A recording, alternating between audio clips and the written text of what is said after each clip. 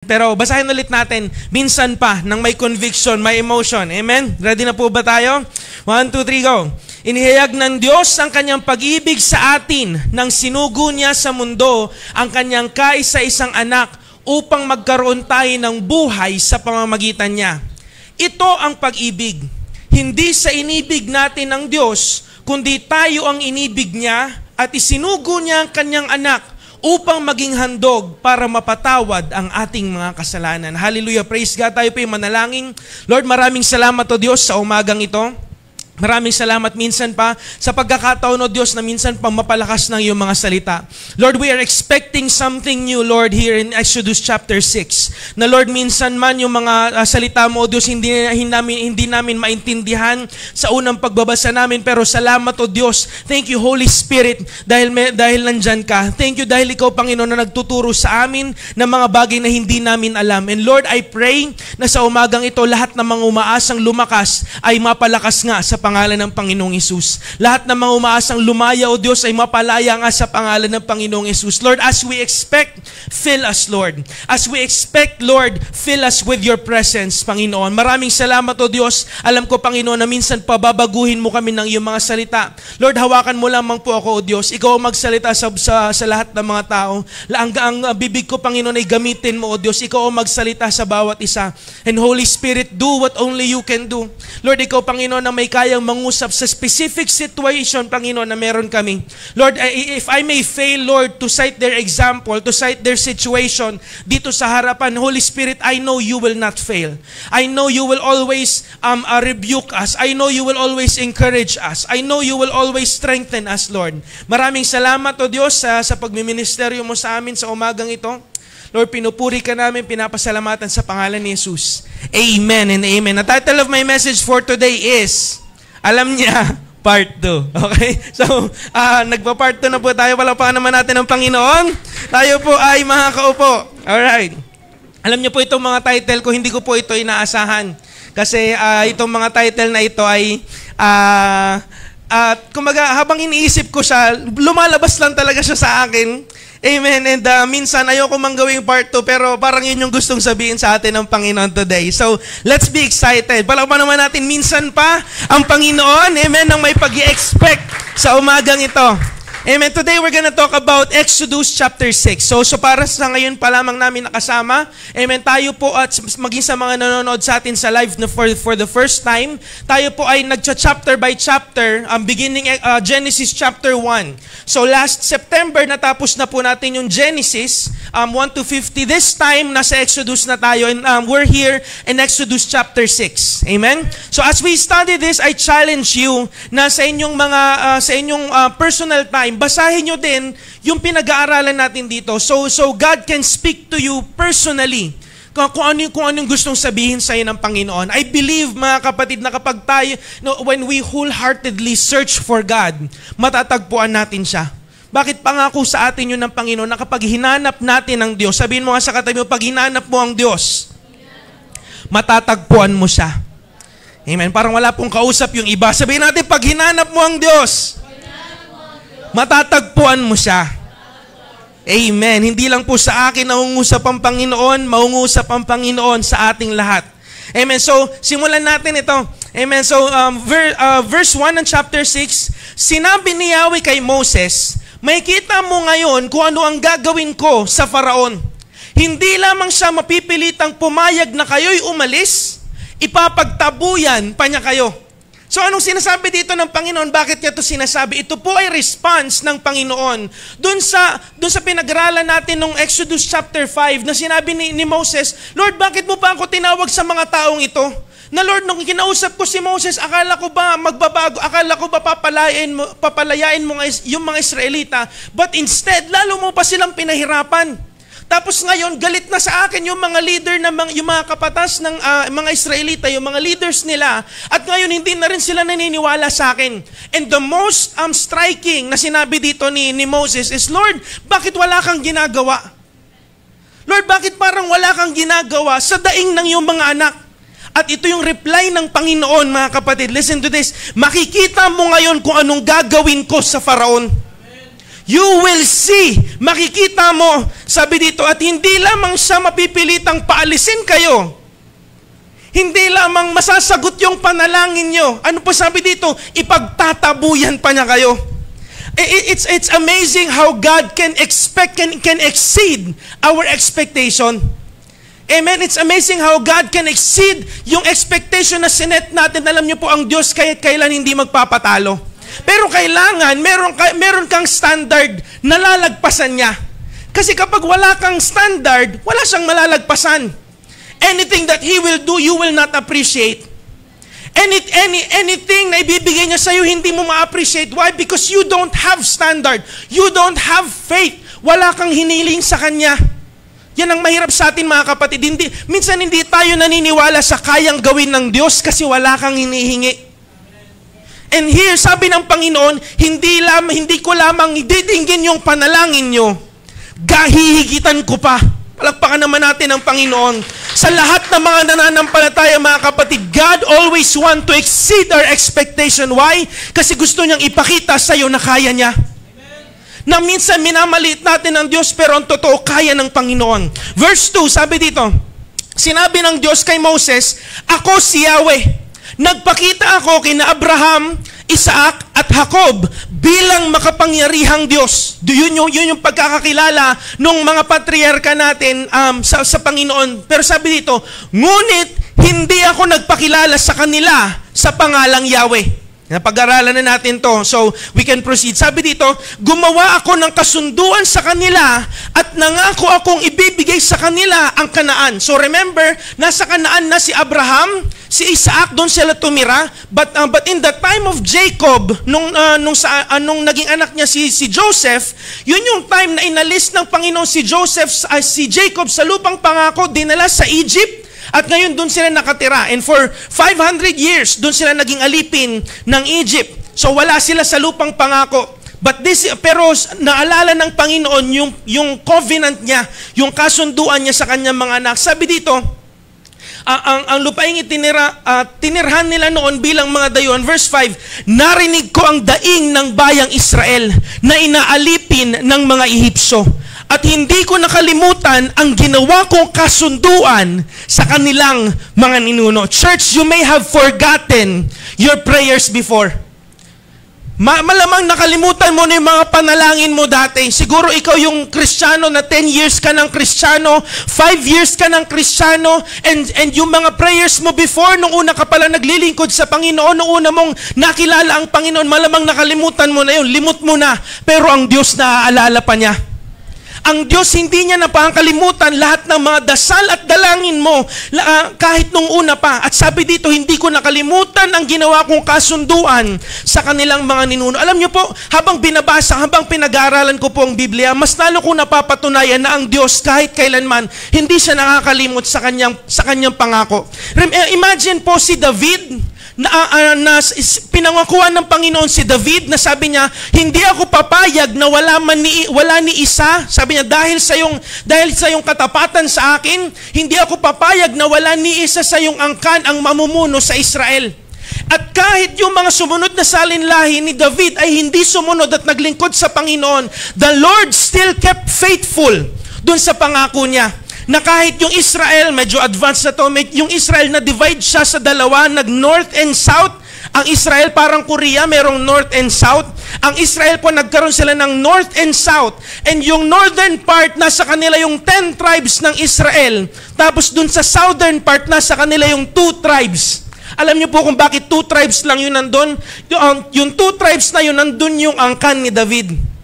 Ang nangyari, hindi naging tapat yung mga sumunod na salinlahi ni David. Kaya sabi ng Panginoon, aagawin ko sa inyo yung Israel. Hindi na kayo yung maglilingkod hindi na kayo yung maghahari sa Israel. Pero dahil sa pangako ko kay David, hindi ko buburahin ang lahi ni David sa lahat na magiging hari. Kaya kahit hindi naging tapat yung mga anak ni David, yung 2 tribe, itinira pa rin sa kanila. Bakit? Dahil sa pangako ng Panginoon. Kanino? Kay David. Yung sumunod din niyang anak, si Solomon, the wisest person na nabuhay, wisest lang siya, pero sa latter part ng buhay niya, hindi niya sinunod ang Panginoon hanggang sa mga sumunod, si Jehoram, basta mapapag-aralan po natin yan. Pero isa ang gusto kong makita ng bawat isa. Minsan nakalimutan mo na. Minsan nakalimutan mo na yung panalangin niyo, pero ang Diyos naaalala niya. Amen. Palapakan naman natin ng Panginoon. Nagsimula po yung pangako kila Abraham, kila Isaac at kay Jacob. Pero mga kapatid, hindi nila naranasan yung pangako ng Panginoon. Remember, sabi ng Panginoon, napaparamihin ko ng sindami ng buhangin sa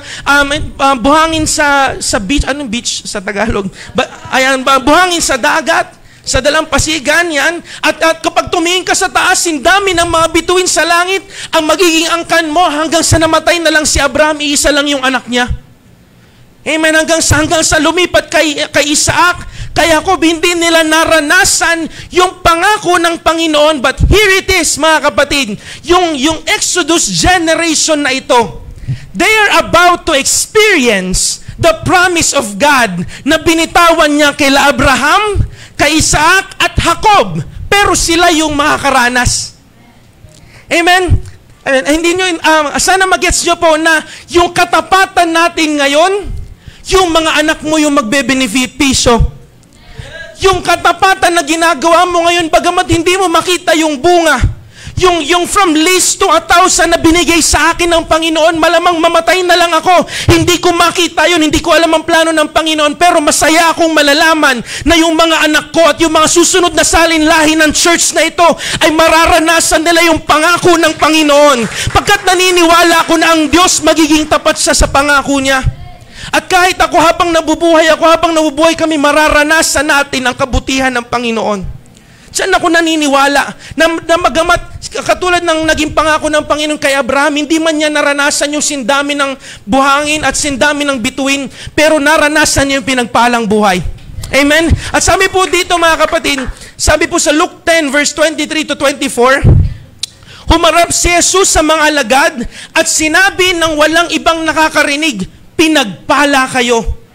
Bakit? Sapagkat nakita ninyo ang mga nakikita ninyo ngayon. Ano yung tinutukoy ng Panginoon? Yun yung mga himalang ginagawa ng Panginoon. Yun yung pagkilos ng banal na Espiritu Santo sa mga church. Yun yung pagbabago ng buhay sa pamamagitan ng pagbabago sa atin ng banal na Espiritu. Bakit? Kasi sinasabi ko sa inyo, maraming propeta at mga hari ang naghahangad na makita ang inyong nakikita at marinig ang inyong mga naririnig, subalit hindi nila ito nakita ni narinig. Mga kapatid, madalas parang normal na lang sa atin yung ganito. Pero alam niyo po ba, mga kapatid, matagal na prinopesiya ito ng mga propeta? At matagal na pinag-usapan ito sa mga scroll na pinagpasa-pasa from generation to generation. At sila hindi nila nakita, pero ikaw araw-araw mo nakikita ang pagkilos ng Panginoon. Araw-araw mo nararanasan ang pagkilos ng banal na Espiritu Santo. Ngayon ka na lang makakakita ng mga taong nagbabago kahit hindi mo naman sinabihan magbago. Dahil alam natin na kumikilos ang banal na Espiritu sa kanila. Amen. Kaya mga kapatid, we need to be excited. Kailangan maging excited tayo. Bakit? Kasi yung mga tinanim na mga ninuno natin dati, tayo yung aani. Hello? Yung mga tinanim na mga taong naniwala bago sa atin, tayo yung umaani. At ito pa mga kapatid na nakakatuwa.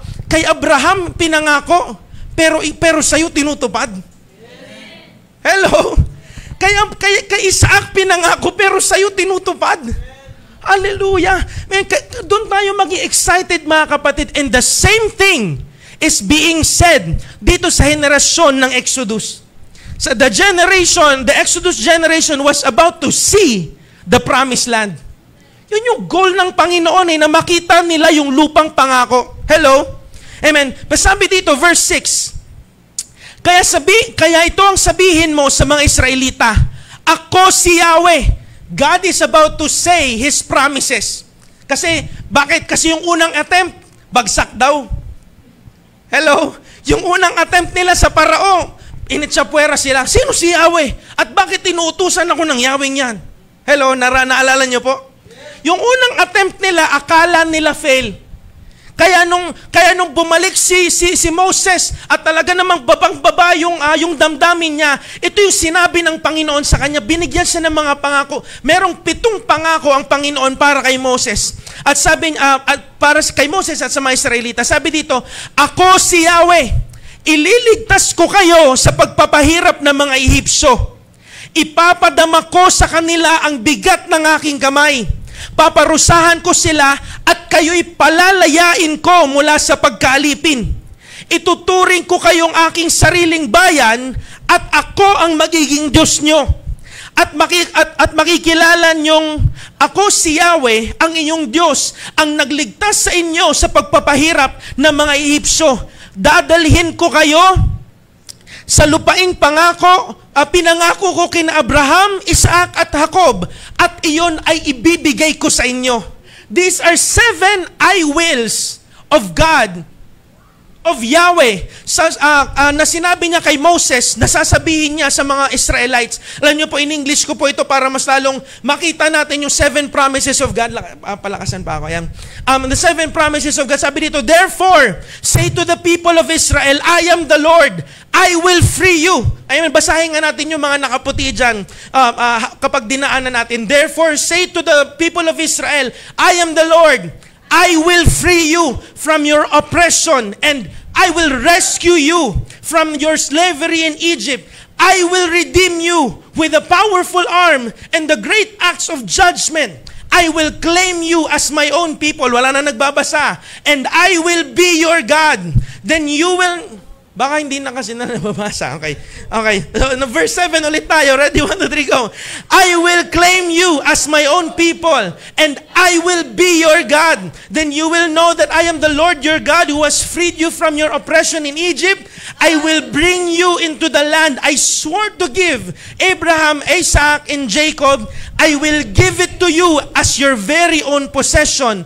I am the Lord. Mga kapatid, pinangako ng, pwede palakpakan natin ng Panginoon. Ito kasi yan parang hindi po kasi natin naiintindihan yung sitwasyon dito. Yung lungkot na lungkot, imagine niyo po yung heartbroken na isang tao. Nakakausap na po kayo ng heartbroken? O nakakausap na kayo ng sobrang lungkot na tao. Naalala ko tuloy. Pwede ko ikwento to Rika, na isang beses, si Rika daw umuwi, na lungkot siya. Sabi ng kuya niya na, Rika, bakit parang iyak? Sabi niya, hindi ako umiiyak, hindi ako malungkot. Hindi ako malungkot. Tapos na nagpatugtog yung kuya niya ng malungkot na kanta, bigla siya naghagulgol. Bigla siya nagagulgol. And parang kapag nakita ka ng taong ganon, minsan hindi mo alam kung anong sasabihin sa kanya, amen? Kundi, ang kailangan mo lang sabihin sa kanya ay encouraging words, and you just need to remind him of the reality na matatapos din yan, ngayon lang yan, kasama mo ang Panginoon, ang Diyos ay buhay, nakikita mo siya, and sometimes, this person may not understand it. Amen. Pero kapag sinasabi mo sa kanya yung mga words na dapat ay nagpapalakas sa kanya, minsan hindi ma-appreciate nung taong yun minsan or hindi niya maintindihan. Pero that is what God is trying to do here. Alam kong down kayo. Alam kong hindi naging maganda yung unang experience nyo with Pharaoh. Pero ililigtas ko kayo. Papalayain ko kayo. Dadalhin ko kayo sa isang lugar na hindi kayo yung naghirap, pero kayo yung aani. Hello! Amen! Hindi kayo yung naghirap, hindi kayo yung nag-uunang nandun, pero kayo yung aani nun. Sabi ng Panginoon, God was trying to encourage each and everyone with the promises. Hello! Pero ito yung problema. Verse 9, next slide please. Sinabi ito ni Moses sa mga Israelita, ngunit ayaw nilang maniwala dahil sa panghihina ng loob at dahil sa matinding kahirapang kanilang dinaranas. Hello, katulad nito mga kapatid, I'm trying to tell you these encouraging words, pero parang wala lang sa atin. Bakit? Ito yung naramdaman ko kanina habang nagpe-praise and worship po tayo, o bago tayo mag-umpisa ng service kanina. Yan, naramdaman ko po siya ngayon. Ito po yung naramdaman ko sa atin ng bago po tayo mag-praise and worship kanina, na parang hindi natin magawang maniwala. Bakit? Dahil sa hirap. Dahil sa hirap, God promised, but they did not believe. Why? Next slide please. Because they think that the struggle is bigger than God. Ito yung katotohanan mga kapatid. At kung hindi man natin maamin ngayon, madalas kaya tayo hindi na-encourage, madalas downcast tayo. Sa tuwing may problema tayo, madalas mainit yung ulo natin kapag meron tayong problema. Madalas kapag dumadating yung pagsubok sa buhay natin, lupay-pay na lupay-pay tayo at hindi tayo napapalakas kahit tayo yung mga anak ng Diyos. Alam niyo po kung bakit? Kasi ang tingin natin, yung problema natin ay mas malaki pa kaysa sa Diyos. At the back of our mind, hindi mo lang maamin kasi Kristiyano ka.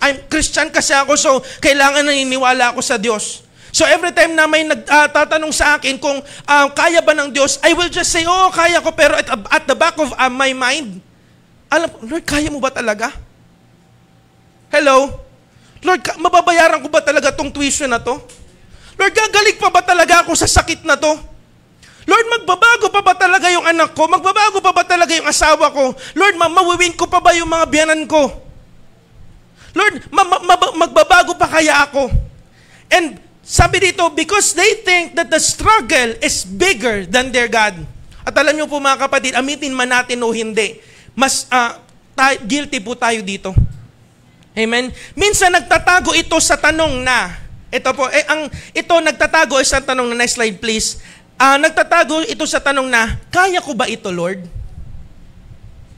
Amen? Pero ang totoo, ito talaga yung tanong mo, next slide please. Kaya mo ba talaga, Lord? Hello? Hello? Kasi kung alam mo na yung magulang mo, kaya nilang bayaran yung bills mo na sobrang laki. Sa bahay, sino po dito nakakita ng sobrang laking bill sa kuryente? Amen, na anak at alam mong may magulang ka. Amen, nung bata po ako, hindi ko po iniinda yung mga bills sa bahay, hindi namin iniinda yung bills yung pagkain, hindi namin iniisip yan. Ang iniisip namin, bakit ako minura nung kalaro ko o bakit ang daya nila. Yun yung iniisip natin. Bakit? Kasi nagtitiwala tayo na kaya ng mga magulang natin. Pero ngayon mga kapatid na tayo yung mga adults na, nagtitiwala ba tayo na kaya talaga ng Panginoon? Nagtatago po yan sa tanong na, kaya ko ba ito, Lord? Pero ang totoong tanong talaga natin, kaya mo ba talaga, Panginoon? Hello? Amen. At alam niyo po mga kapatid, I can feel that in this church today, just today, okay? Na ramdam ko na tingin natin, mas malaki yung problema natin kaysa sa Panginoon. And that has to be corrected. Kailangan po nating baguhin yan mga kapatid. Kailangan natin baguhin yung faith natin. Kailangan natin baguhin yung pananampalataya natin na ang Diyos mas malaki kaysa sa ating mga problema.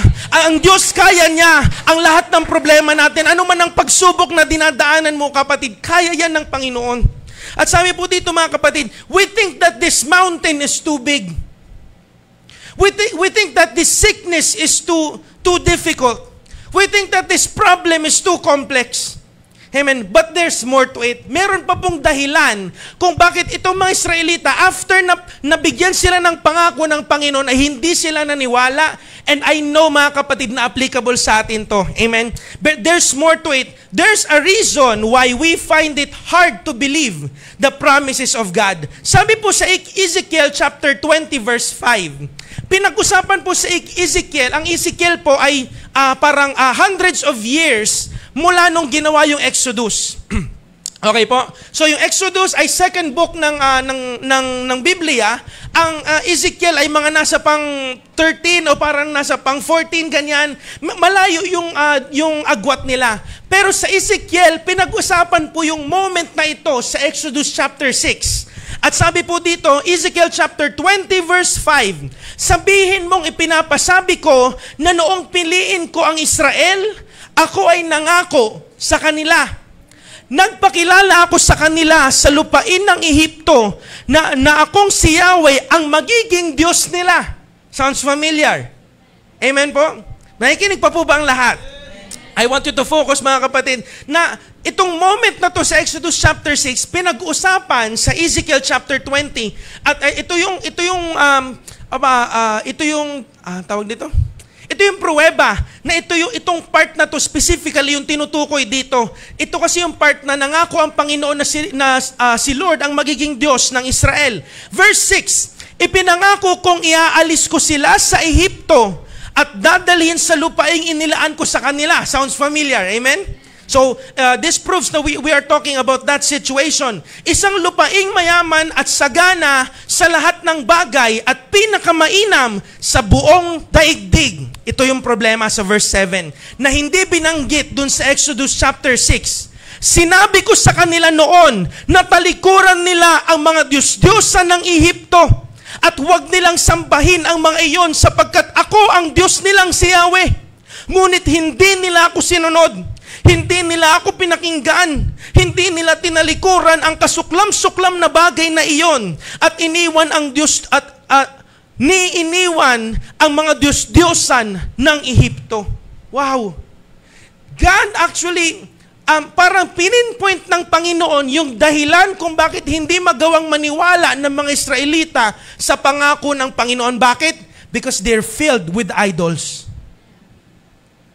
Their heart is filled with idols. Pwede po ba ako makahiram ng 4 na upuan? Kuya Alejandro, ayan, 4 na upuan. Alam niyo po ba mga kapatid, kapag hindi ko na siya nailagay dito, pero kapag sinabi pong puso, mga kapatid, ano yung shape na nakikita natin sa puso natin? Pwede po bang mag-shape tayo ng puso sa pamamagitan ng ating mga kamay? Ready? 1, 2, 3, go. Yan, love you guys. Yan.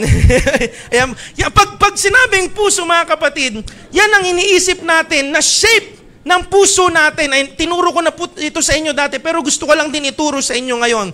Na kapag sinabing puso, iniisip natin na shape na ganyan. Minsan nag-finger heart pa tayo dyan, ganyan-ganyan, sa ating mga barkada. Pero kapag sinabing puso sa Biblia, minsan ang puso at ang isip can be interchanged. Kaya kapag sinabing sa Korean po, ang puso ay tinatawag na maum.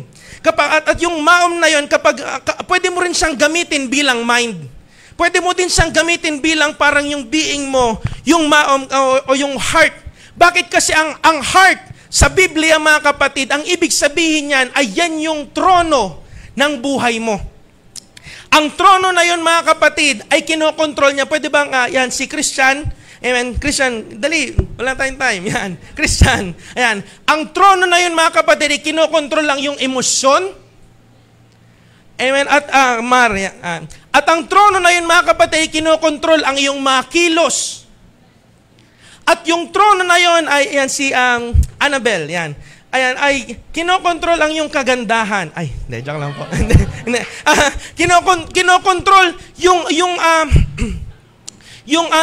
kumbaga yung ano mo, ano pa ba? Thoughts, yung pag-iisip mo.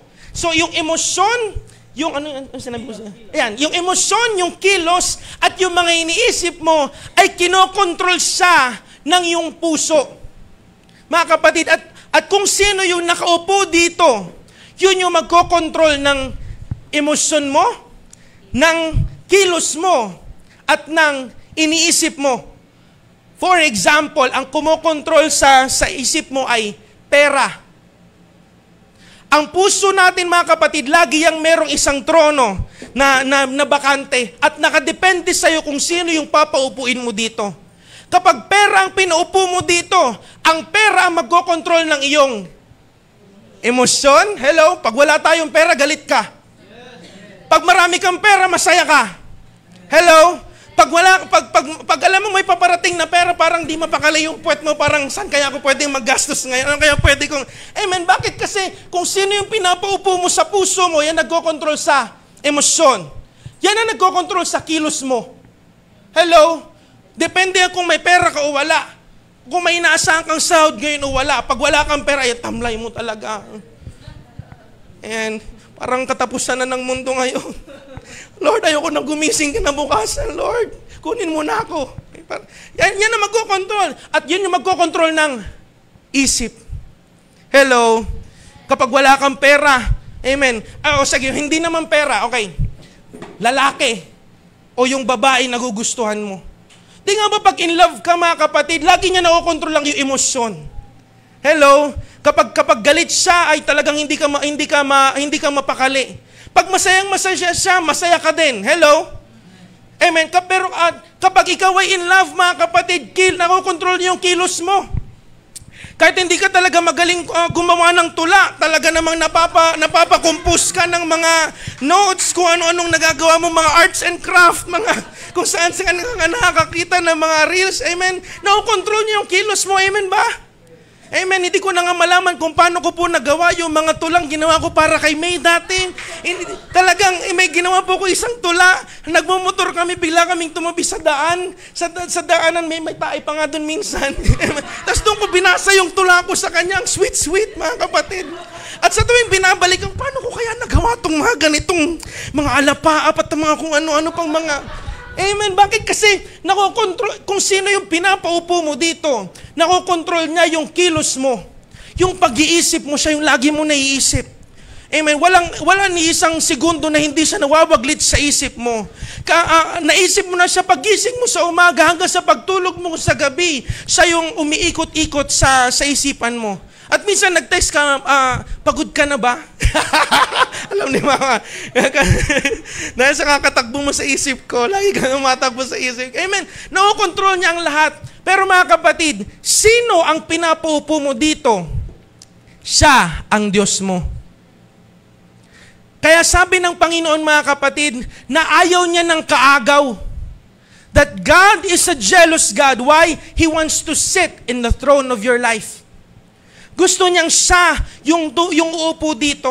At minsan siya na yung pinaupo mo, pero kapag dumating yung isang point ng buhay mo, pag dumadating yung problema, biglang iniit sa puwera mo, Lord, ako muna, wait lang, ako muna, kaya ko to.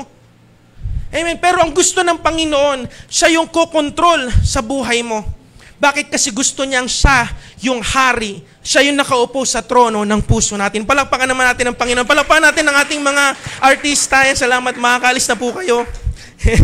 Amen. Yan, pakibalik na po. Amen. At sabi dito, mga kapatid, the reason why they could not believe the promises of God is because they have other gods in their life.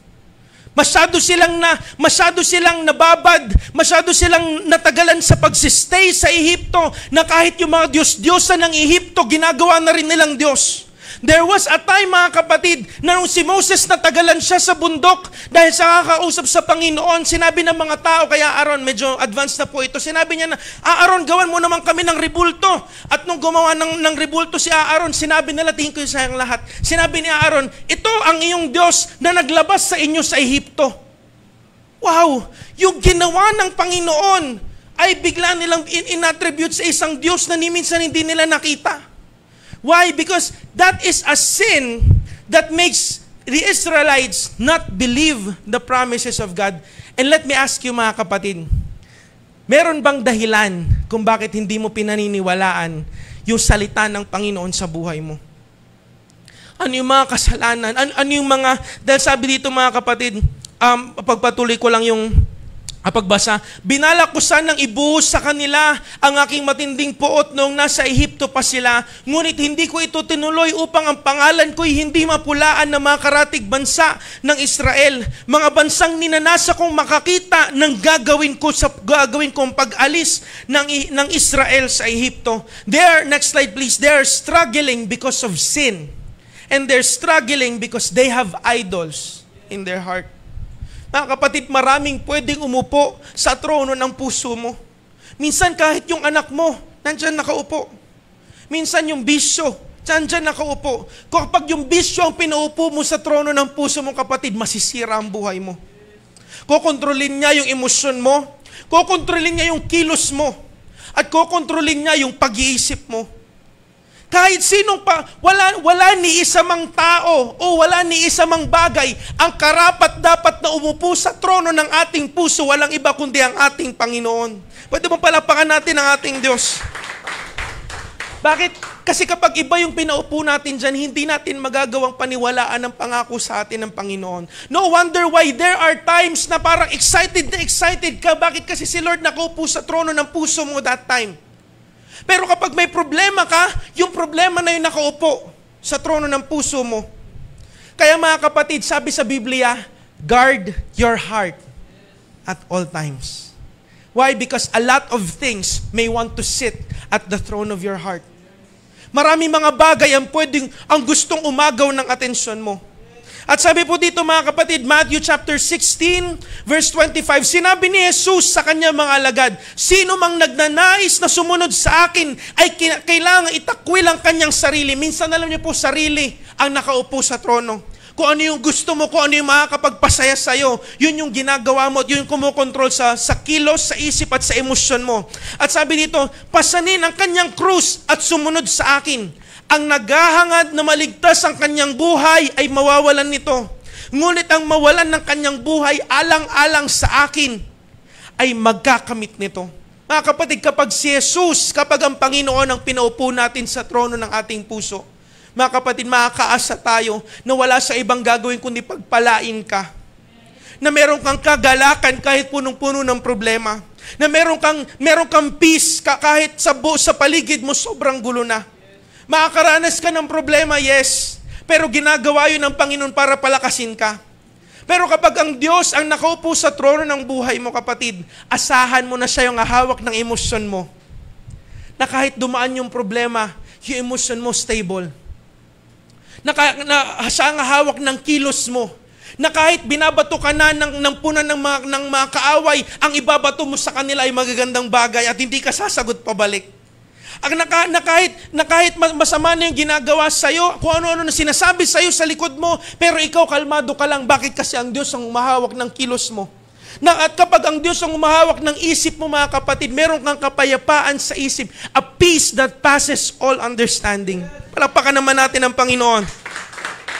Verse 10, pagpatuloy po natin na Exodus chapter 6. Nang muli silang mag-usap ni Yahweh, nang muli silang mag-usap, sinabi ni Yahweh kay Moses, pumunta ka sa Faraon at sabihin mong payagan ng umalis ang mga Israelita. And actually, dito na po ako magtatapos. Sobrang ikli lang po nitong share ko po sa inyo ngayon. Pumunta ka sa Faraon at sabihin mong payagan ng umalis ang mga Israelita. So, ang nangyari, downcast na yung mga tao. Sinabi ng Panginoon, Moses, sabihin mo sa kanila yung 7 I wills ko. Sinabi ng Panginoon at hindi naniwala yung mga Israelita. Amen? Ngayon naman, tinatry kausapin ni Lord si Moses na mismo. Yung pastor.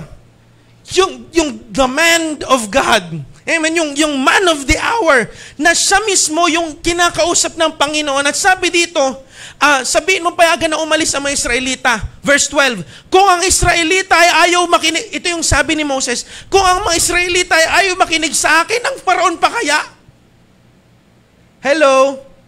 Minsan, ganito yung sinasabi natin ng lahat ng mga lingkod ng Panginoon. Yung mga tao nga ayaw maniwala sa akin, yung mas mataas na tao pa kaya, si Faraon pa kaya, ako ay hindi mahusay magsalita. Sagot ni Moses. Tuloy lang po natin, verse 13. Ngunit sinabi ni Yahweh kina Moses at Aaron, sabihin nyo sa mga Israelita at sa Faraon na inaatasan ko kayo na ilabas sa Ehipto ang mga Israelita. Ang strategy ng Diyos kailanman hindi nagbabago. Nakita nyo po? Na kahit anong sabat ni kahit anong na kahit anong argument ni Moses, kahit anong excuses na sinasabi ni Moses, hindi nagbabago yung sinasabi ng Panginoon. Nahalata nyo po? Kasi yun yung strategy ng Panginoon. Pero tingnan nyo po yung reply ni Moses sa verse 12. Kung ang mga Israelita ayaw makinig sa akin at ang Faraon pa kaya, ako ay hindi mahusay magsalita. Nung binasa ko po ito sa Tagalog, hindi ko makita yung totoong meaning nito. Pero pag binasa mo siya sa English, ang sabi po dito, I have an uncircumcised lips. Ang uncircumcised lips po ay parang meron akong maduming puso. Hello? I want you to focus in with me. Sinabi niya na to dati, mga kapatid, as one of his excuses nung nandun pa lang sila sa Midian, sa bundok ng Moriah. Amen ba? Isa yan sa mga excuses ni Moses na hindi ako magaling magsalita. Pero dito makikita mo ulit natin na sinasabi ulit ni Moses yung same excuses, but this time he's using a different word. This time, hindi niya na tinutukol yung pagsasalita niyang pautal-utal. Ang tinutukoy niya na dito, ang sabi niya dito, I have uncircumcised lips. Ano ibig sabihin nito? Na nakita ni Moses na yung sarili din niya makasalanan din. This time, he is not talking about the way how he's speaking, but he's talking about the way how he's living. Na sinasabi niya, Lord, iba na lang yung ipadala mo doon. Makasalanan din ako katulad ng mga taong tong pinapagalitan mo. Makasalanan din ako katulad ng mga taong tong hindi naniniwala sa iyo. Lord, aminin ko na sa iyo. Makasalanan din ako. At sabi dito mga kapatid, at for some reason, sabi dito, nakita ni Moses na marumi din siya sa harapan ng Panginoon. Alam niyo po, isa sa pinakamahirap na bagay bilang isang pastor, na ako yung gagamitin ng Panginoon para i-point out minsan yung mga bagay na gustong ayusin sa inyo ng Panginoon. At minsan pagtapos ng church, pagbaba ko ng pulpito, kapag ako na lang mag-isa, aaminin ko niya, Lord, ako din yun eh. Lord, pinagalitan ko sila Mar, pinagalitan ko sila Moira, pinagalitan ko yung leadership dahil sa isang kasalanan na ito, pero Lord, ako din yun eh. I can also see the same thing na pinapagalitan mo sila. Lord, ako din, kailangan ko din nun. Iba na lang yung ipadala mo. Iba na lang yung suguin mo, Panginoon.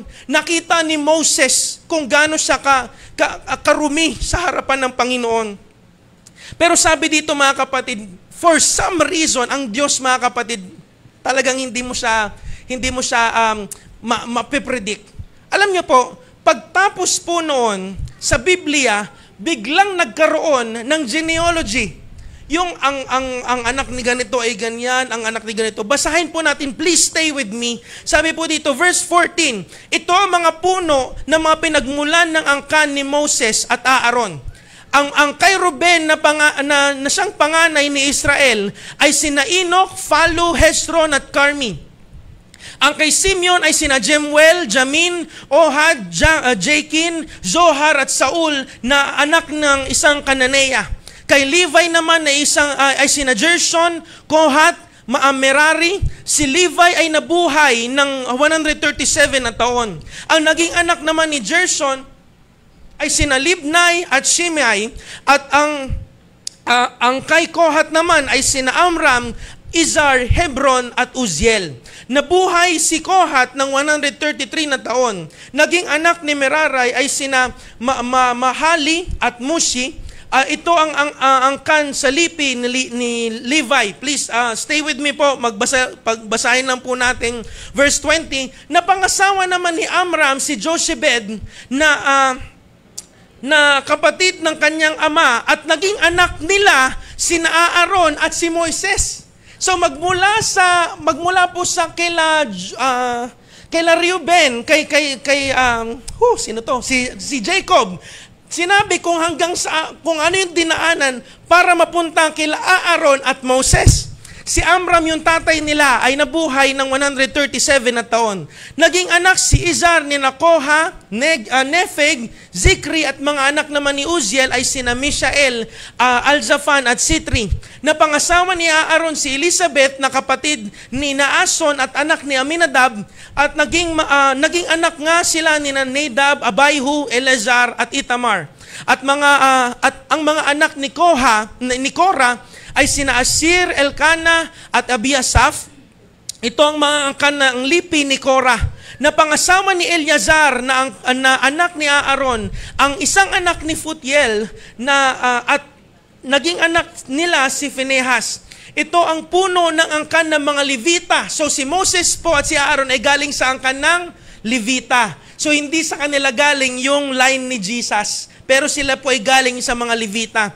Sina Aaron at Moses ay inutusan ni Yahweh na namanguna sa Israel upang mailabas sila sa Ehipto ayon sa kanilang lipi. Kaya't sinabi nila sa Faraon na palayain ng mga Israelita. Verse 28, magiging pamilyar sa inyo to. Nang si Moses ay kausapin ni Yahweh sa Ehipto, ganito ang sinabi sa kanya, ako si Yahweh, sabihin mo sa Panginoon, sa hari ng Ehipto, ang lahat ng sinabi ko sa iyo.